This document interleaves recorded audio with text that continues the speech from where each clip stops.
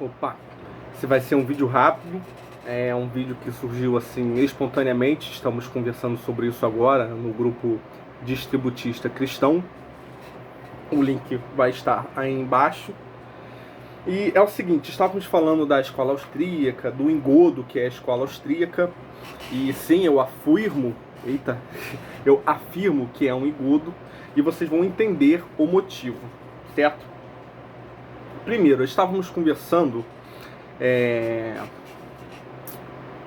teve uma moça, né, que ela fez uma piada, né, citando burguês safado e etc.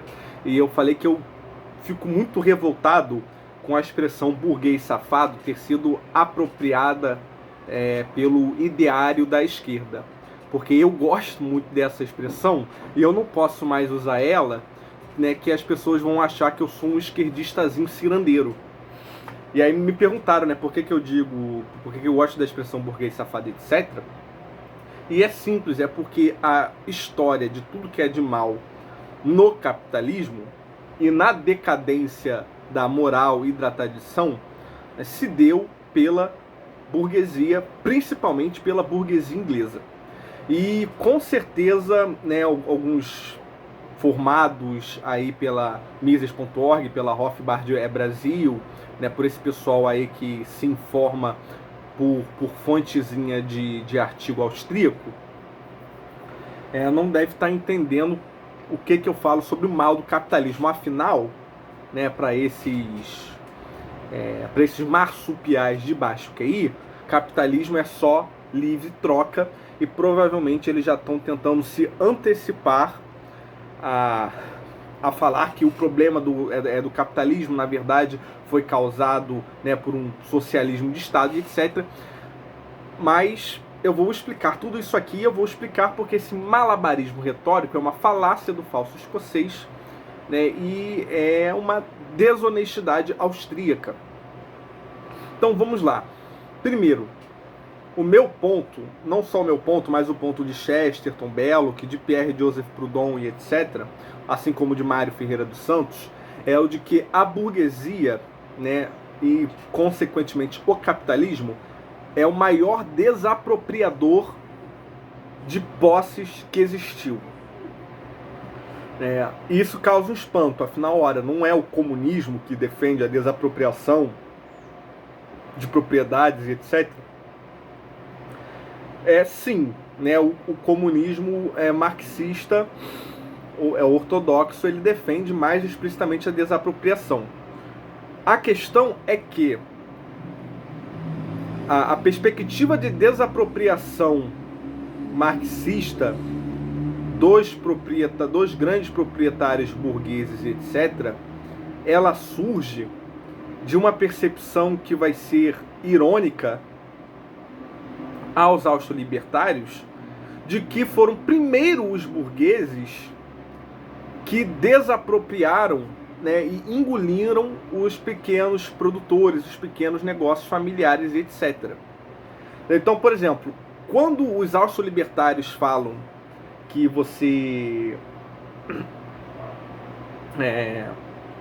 que é preciso haver um suposto resgate, né, dos verdadeiros proprietários à terra, dos proprietários originários, dos quais eles sabem, né, que o Estado desapropriou e etc. A questão é que, ironicamente, a esquerda, a raiz da esquerda, não só marxista, mas em Bakunin, Kropotkin, Malatesta, Pierre Joseph Proudhon, parte da exata mesma perspectiva, a perspectiva de que famílias, por séculos, por gerações, trabalharam a terra, araram a terra, eram proprietárias originais de terra e etc. E surge o Estado moderno, o Estado burguês, a Revolução Industrial, a manifestação do que chama-se por capitalismo, e isso desapropriou o antigo campesinato e deu a estas propriedades a centralização dos monopólios da grande burguesia, causando a centralização do meio de produção e um trabalho assalariado praticamente forçado, né, explicado pela alienação do trabalho. Agora eu vou explicar qual que é a raiz dessa perspectiva. O que que acontece? Quando surge a Revolução Industrial, passa a existir basicamente aqueles que têm agora uma produção industrializada e aqueles que ainda não conseguiram se industrializar, que não tiveram capital para isso, que são muito pobres, que são pequenas propriedades familiares, etc. Só que a produção industrial, ela acelera muito, né, numa escala jamais vista, a produção. No sentido de que, por exemplo, supondo que a gente está falando de colher trigo. Imagina um dono de uma pequena terra, né, uma propriedade familiar, que ele vai colher o trigo na mão, na enxada, sei lá, né, com o antigo trabalho manual. Esse cara vai levar, sei lá, 8 horas, né, para conseguir colher todo um trigo que uma máquina ela colhe em, sei lá, 1 hora ou em alguns minutos, certo? Então, o que que acontece? Quando aquilo que você colhe e vende é a base do seu subsídio, é a base do seu sustento, você vai tentar projetar o valor de venda em cima de uma necessidade mínima diária. Então, por exemplo, poxa, se eu demoro 6 horas colhendo X de trigo, eu vou tentar vender o preço do trigo baseado, né, ou num tempo de trabalho, ou no mínimo para eu conseguir custear o meu almoço e a minha janta, o almoço e a janta da minha família. O problema é que o cara que tem a produção industrializada, ele colhe a mesma quantidade de trigo, ou mais trigo que isso, em 1/10 do tempo. Então, se eu projetar o meu valor de venda por horas trabalhadas, né, ou pelo esforço que eu tenho para produzir isso, ou seja valor tempo, ou seja valor trabalho, ou qualquer tipo de valor, é óbvio, eu não estou negando o valor subjetivo, mas eu vou mostrar para vocês o que eu entendo por valor subjetivo, mas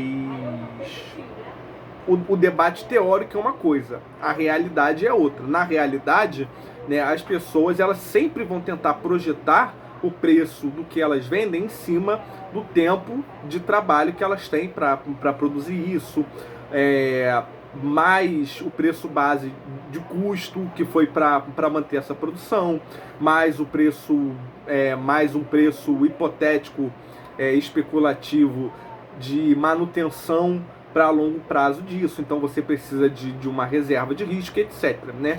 Então assim, o valor, ele não é, quando a gente fala valor subjetivo, não é que não existam critérios para se pensar o valor, mas de que ele não é pensado por um único critério. Certo valor não pode ser só valor trabalho ou valor tempo. Por exemplo, se o valor for tempo, trabalhos muito importantes, mas que levam pouco tempo, seriam subvalorizados. Por exemplo, para eu desenhar um circuito aqui de um comando de partida estrela triângulo automatizado por um CLP, para mim isso é rápido, em 30 minutos eu desenho isso. Mas é um trabalho que, se a linha de produção só tem eu que sei fazer isso aí, tá, eu só demoro 30 minutos para fazer, mas se eu não fizer, né, pode ser que uma cadeia inteira de produção fique sem funcionar por causa da falta desse desenho. Então pode ser uma cadeia milionária, entendeu? Então tempo não necessariamente pode ser dado como o valor, né? Ou seja, existe também o capital intelectual ou o capital criativo. Agora, se tempo não for pensado, então trabalhos que só dependem de tempo também seriam subvalorizados. Por exemplo, um porteiro, né? E é claro, supondo um porteiro em um lugar de baixa zona de risco e etc. O único trabalho que o cara tem é ficar sentado ali durante 8 horas, certo? Então, não é exatamente um valor trabalho, não é um capital intelectual, não é um capital criativo, né? É um capital em cima de tempo. Então, ou seja, existem serviços que você só consegue mensurar pelo tempo de trabalho. Existem serviços que você só consegue mensurar pelo esforço físico. Existem serviços que você só consegue mensurar pelo capital intelectual ou pelo capital criativo. Então, na verdade, né, o valor ou preço, ele é uma amálgama, é uma função variável que depende, na verdade, de várias variáveis. Entendeu? Então você tem a variável valor trabalho, você tem a variável valor tempo, você tem a variável valor custo, você tem a variável deixa eu ver, esqueci. Enfim, você teria várias variáveis. Então, pensando nessa época do campesinato, né, é evidente que quem tem uma máquina que produz muito mais alguma coisa em muito menos tempo e por muito menos esforço, tendo só o custo hipotético de manutenção da máquina e o custo, por exemplo, de óleo, né, para manter o motor funcionando, essa pessoa vai acabar podendo vender isso a um preço muito menor do que o campesinato precisa vender para conseguir pelo menos almoçar e jantar, certo? Então o que acontece? O campesinato não vai conseguir competir com essa produção. Como ele não vai conseguir competir com essa produção, ele vai à falência, e ele indo à falência, ele é obrigado a ir para as cidades e se assalariar em uma dessas novas indústrias. E como ele se muda, e ele não pode mais manter a terra dele, ele vai ter que vender a terra dele. E o pior, enquanto ele não consegue arrumar um emprego, caso ele não seja mão de obra qualificada, caso ele não seja letrado, caso ele não tenha os conhecimentos mínimos necessários para o controle da máquina, ou para a manutenção da máquina, ou para a administração da linha de produção e etc. Ou seja, se ele não tem o capital intelectual que a nova oferta do novo paradigma capitalista precisa, ele vai se ferrar. Esse cara não vai conseguir arrumar emprego, ele não consegue mais se assalariar, e ele não consegue mais competir com os novos preços de um mercado que agora é industrializado e que ele não conseguiu alcançar. O que vai acontecer? A curto prazo, a única forma que ele tem de sobreviver é vendendo a sua terra. E os donos da grande escala de produção ofereciam valores muito pequenos a essas terras. Então, o que aconteceu na Revolução Industrial é que o campesinato não conseguindo competir, né? E lembrando, foram várias coisas, estou citando uma delas. Como ele não conseguia competir com os preços, eles venderam as suas terras por um preço completamente subvalorizado.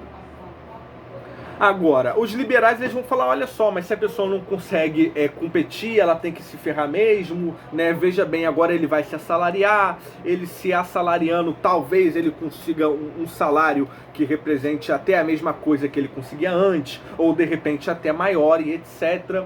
E por aí vai. A questão aí os preços menores são bons para o resto da sociedade.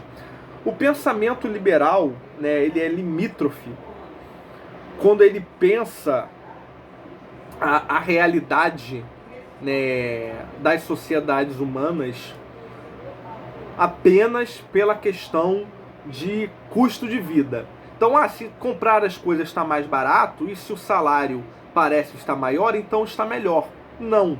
Olha o que acontece.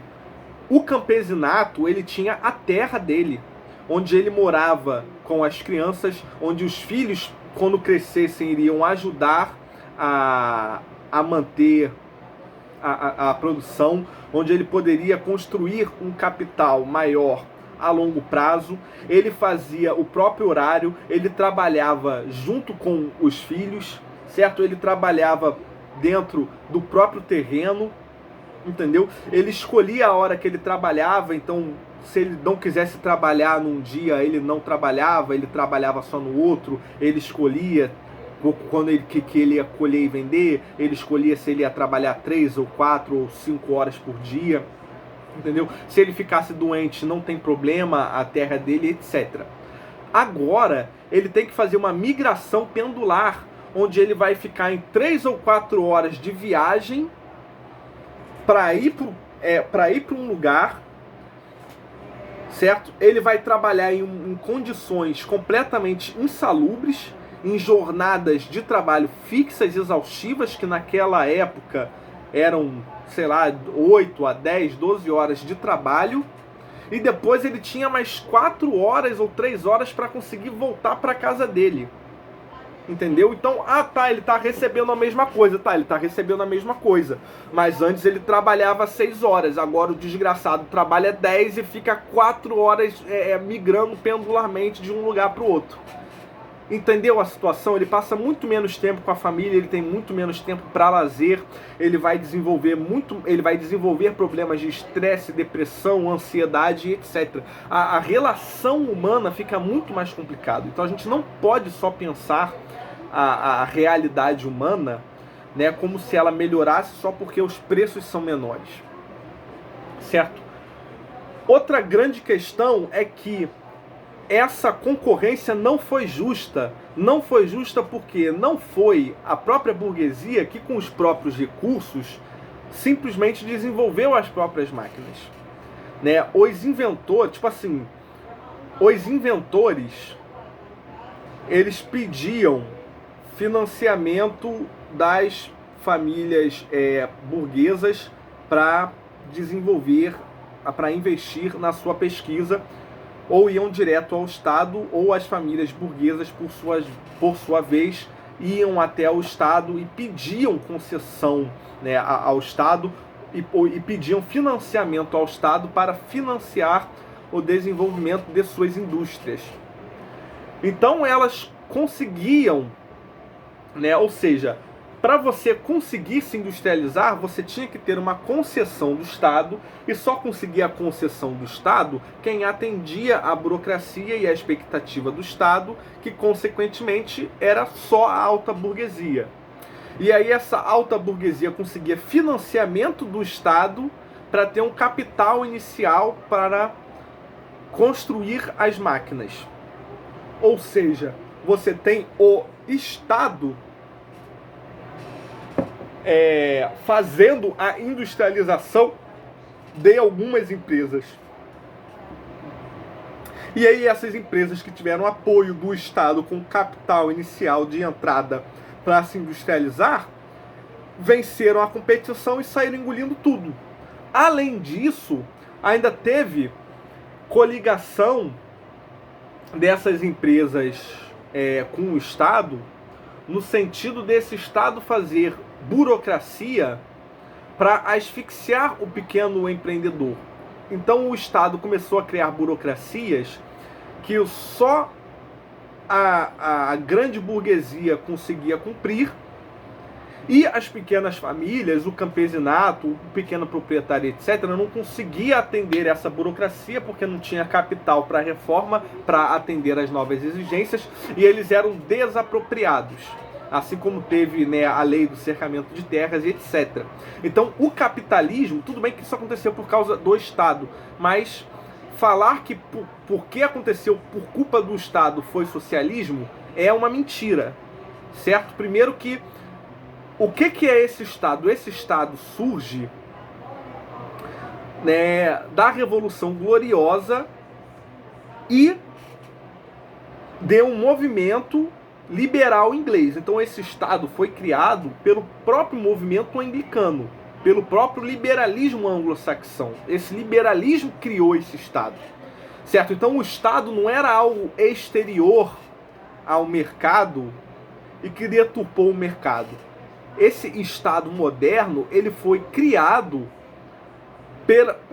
esse Estado moderno, ele foi criado por alguns agentes do mercado e usado por eles para poder tomar todo o mercado.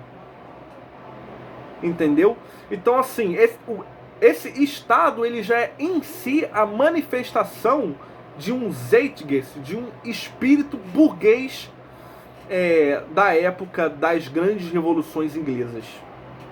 Entendeu? Então, essas famílias burguesas, esses intelectuais burgueses liberais, criaram esse Estado e criaram toda essa estrutura de coligação, né, entre burguesia e Estado para conseguir engolir o campesinato, engolir os pequenos produtores e criar esse monopólio que gerou o dito cujo capitalismo.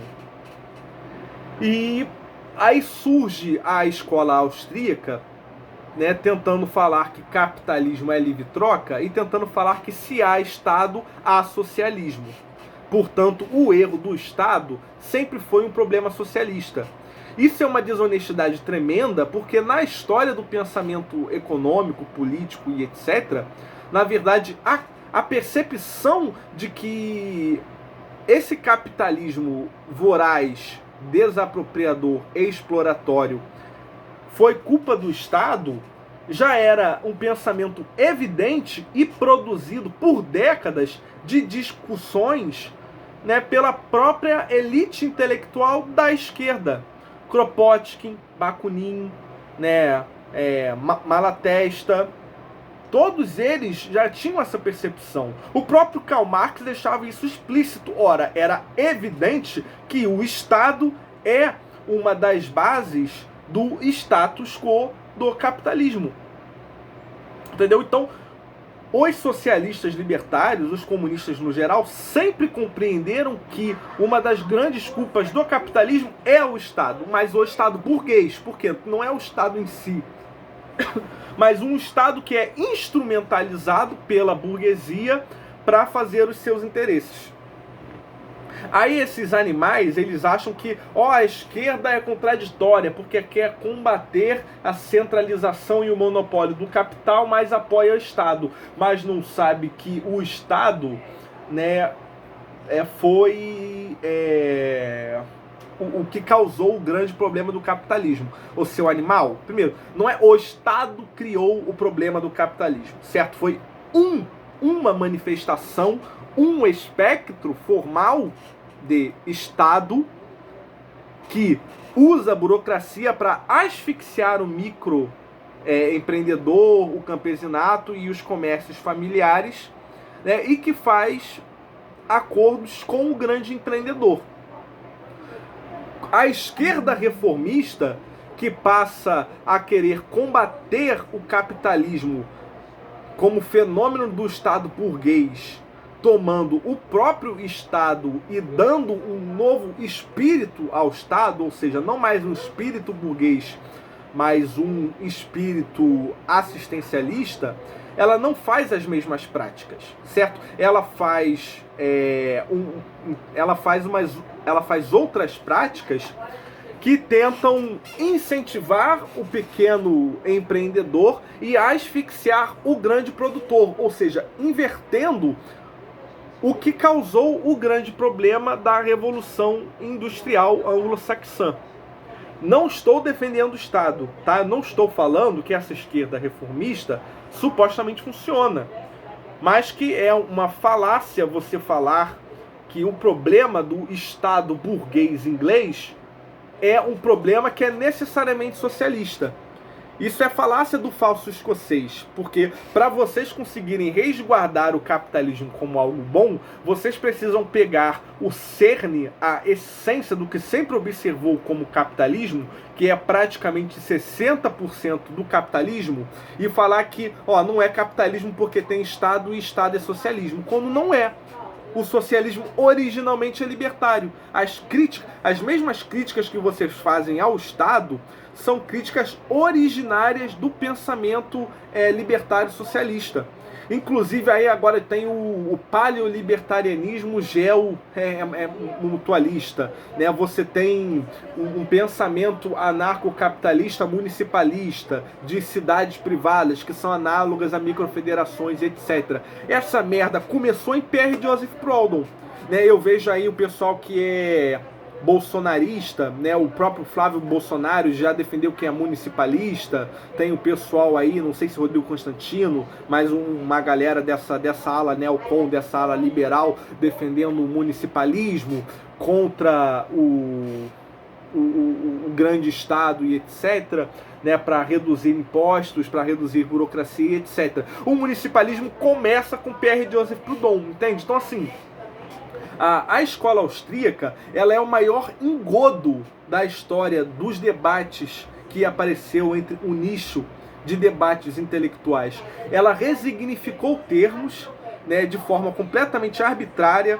Ela resignificou o termo propriedade, ela resignificou o termo posse, ela resignificou o termo capitalismo, ela resignificou o que se entende por esquerda e direita, e aí ela diz que ela vence debate. Vencer debate é mole quando você faz uma petição de princípio, quando você arbitra, quando você resignifica de forma arbitrária palavras que sempre tiveram outra convenção. Os anarcocapitalistas estão basicamente, pensa isso, tá lá na hora do recreio, certo? Aí tem lá o parquinho, e nesse parquinho, há quase 300 anos, se debatia...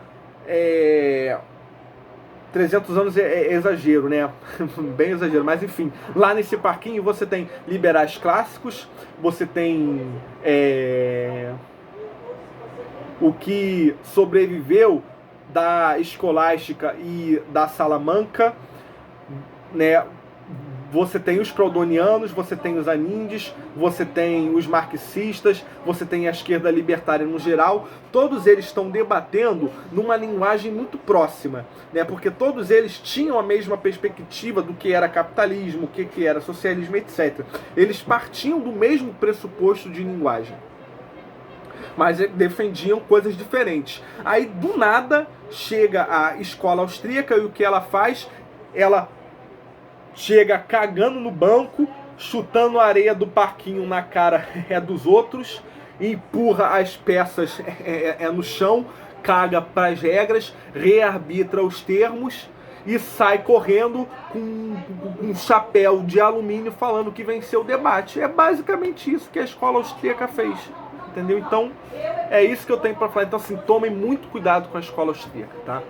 Muito cuidado com ela. Porque ela pegou uma teoria de mão beijada.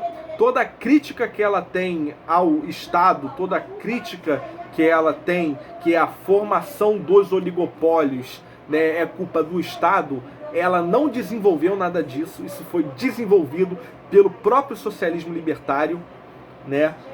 Nós temos, por exemplo, o valor subjetivo também não é construído por ela. O valor subjetivo vem desde o pensamento escolástico, né, que inclusive foi contrário ao surgimento do liberalismo clássico, que debateu muitas coisas com o liberalismo clássico. Praticamente ninguém fora da EA concorda com o que a EA tenta definir como esquerda e direita. Ninguém fora da EA concorda com o que ela tenta definir como propriedade. Ninguém fora da EA concorda com o que ela fala, né, sobre autopropriedade, o PNA e etc. E muitas outras coisas, né? Por exemplo, quando a gente debate com esquerdistas e a gente objeta o marxismo usando, por exemplo, usando Tragédia dos Comuns, né? Usando Mão Invisível, sei lá, usando uma catalaxia, que é de origem aristotélica, que é a raiz da praxeologia da EA, né? Ou seja, que também não é original da EA. Quando a gente usa a teoria dos jogos, nada disso é propriamente da escola austríaca. O melhor teórico da escola austríaca, que foi Hayek, o próprio Hayek era abjeto a praxeologia de Ludwig von Mises. Ele não gostava da praxeologia de Ludwig von Mises, entendeu? Então, tipo assim, a EA... E para provar o que eu tô falando, o próprio Rothbard, ele era prodoniano. O Rothbard veio do pensamento mutualista, federalista, municipalista e libertário de esquerda prodoniana. Entendeu? Então, quase tudo que o Rothbard vai estar percebendo como um problema do Estado, ele herda de uma tradição de uma esquerda libertária, né? E não só, aí, por exemplo, tem alguns ANCAPs aí que aparecem citando, porque não sei o que é que Mário Ferreira dos Santos e etc. Os caras acham que, porque Mário Ferreira dos Santos é cristão e é contra o Estado, então ele supostamente é um proto-anarcocapitalista. Mário Ferreira dos Santos é prodoniano também. A raiz, né, libertária do Mário Ferreira dos Santos é de esquerda libertária. Mário Ferreira dos Santos é um cristianismo libertário de esquerda libertária. Mário Ferreira dos Santos não é anarcocapitalista.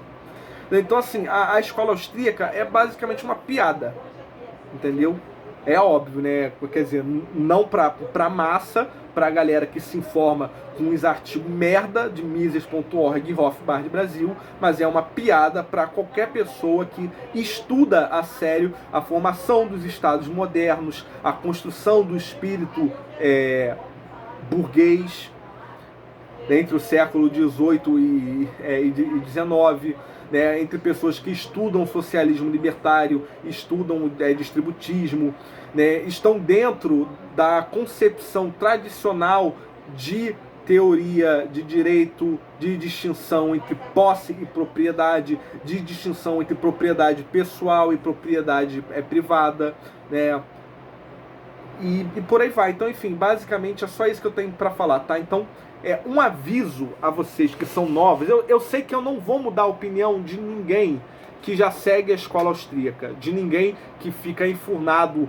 nos canais de Discord, que são quase um chan libertário, né, e que masturba o dia inteiro Hans Hermann Hoppe e Rothbard. Então, esse vídeo não é para eu tentar mudar a opinião de vocês. Esse vídeo é para você que está começando nos debates agora e só conhece um debate estereotipado e maniqueísta, falsário, criado por uma estratégia retórica e desonesta da escola austríaca e dos neocons, né, entre socialismo e Estado, ou entre conservadorismo conservadorismo liberal, minarquista e etc. Então, assim, tome muito cuidado. A escola austríaca não é tudo o que parece, tá bom? Rodrigo Constantino, MBL, grupos libertários e etc. Essa